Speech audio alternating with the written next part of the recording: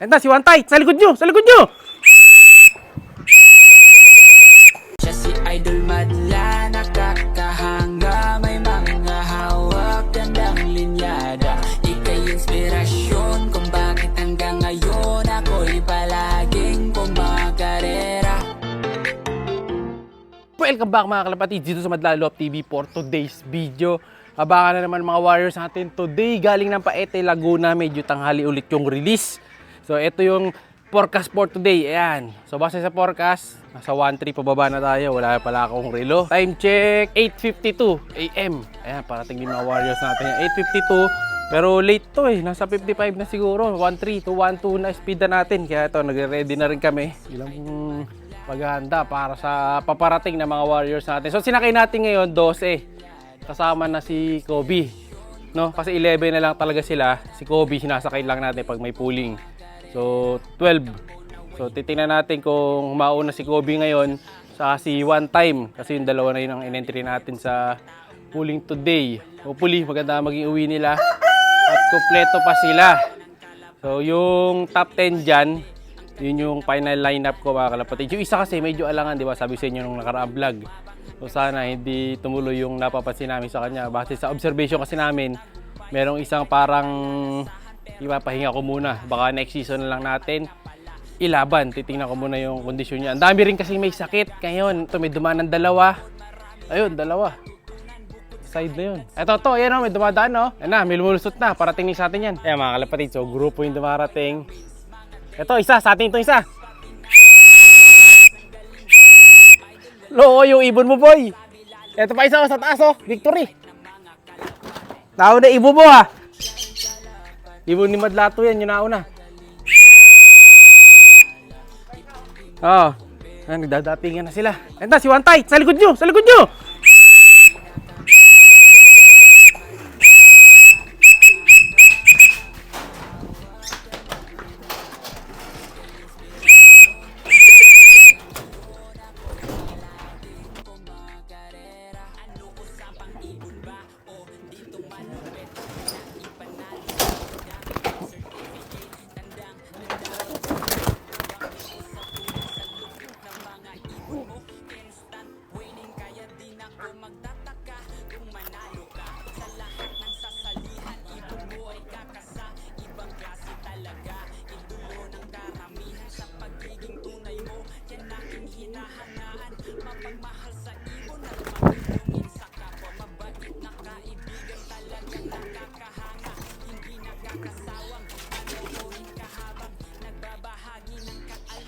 Okay, clock in na yung isa nating ibon. Ayun yung sticker niya.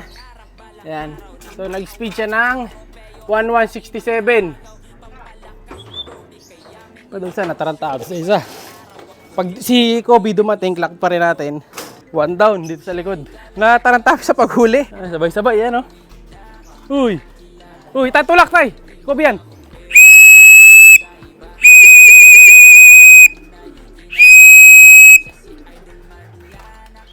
Dagit yun, dagit siguro, dalawa yan. Oo.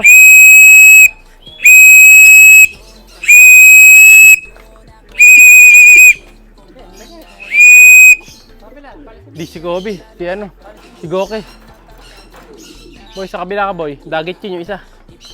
Okay. Okay, trapdoor. Ayun isa. So si Goke, second bird sa likod. Kala ko si Kobe. Ito na ba natin mga ibon, may victory sa likod to. Ay, sa taas. Ayan o. Si Puti. Si Puti. Saan? Ayun, nagbababa na sila sa landing board. Ayan, nakikipagbuno pa si Madlato. Ayun, si Puti. Sa taas. Nag-drop na si Puti. Yun, bumaba na si Puti. Bilis papasok ni Puti ngayon ah. So si Goke, sulat ko na lang kung anong oras sa chat ko kay Madlato. Kasi nililista natin yan. May umiinom kanina mga kalapatid sa'yo, no? Yung lumilipad na. Umiinom kanina dito. Sa Gedli. Hindi namin nakita agad eh. Naka-sticker. Ayan o, umalis na o. Ano to? Barako. Ayan o, yan. Yung lumilipad na yan. Uminom. Uminom doon sa magkitapos. Umalis na siya pagka-inom. Pagka nahihirapan na sila, iinom. Tapos lilipad din. Huwag lang yung iinom. Tapos tatambay. 6 sa taas. 2 sa likod. So ako lang sa likod. Si Paco. Si Kobe. 2 na lang. Nahuli pa si Kobe ah. Mahaba kasi pahinga eh. Bubigat. So meron pa tayo nitay na apat na ibon. So bibilis na mga ibon. Hindi pumasok yung kalak natin. Nagtagal din kasi ako sa paghuli. So mabilis pero kulang pa rin. So bawi tayo sa mga next na hagisan. Ito meron pa, parating 4. Papampanga yun. Ito para sa atin na to, parang si 04. Si 04, konti ang puti. Oh, si 04 na yan. Nasama lang tong kay Boy Ronde. Ito, malakas pa eh. Sumasama pa doon sa naroronda. Kulang pa tayo ng 2 dito, kaya di ako makaakyat sa taas eh. Si Off Color, saka si 04. Ayan, umikot pa. Yan, sa atin na yan mga kalapatids. Si 04 na yan.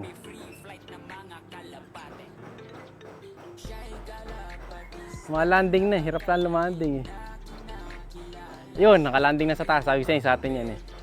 Yung ano pa lang eh, yung pag lumilipad parang lalanding. Alam ko na kagad na ano yun, na atin yun. So, bali, 3 ibon.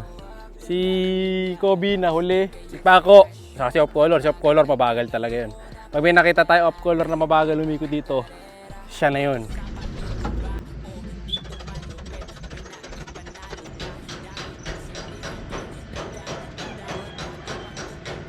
Ayun, si Off Color, dumating na mga kalapatids.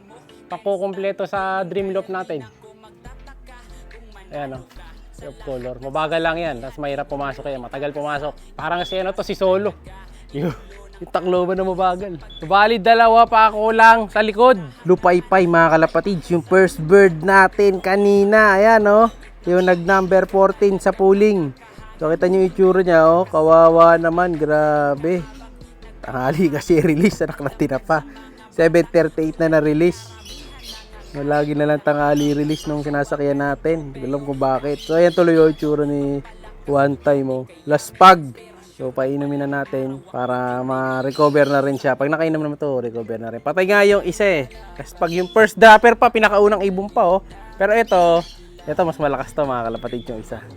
Ayan, yung isa nating warrior, si Goke, mas malakas siya kumpara dun sa isa. Isa talaga lupay-pay eh. Kaya kailangan nito ma-recover na kaagad dahil sasakay pa to ulit sa susunod na mga araw. So, abangan pa natin yung 2 birds, kulang pa tayo.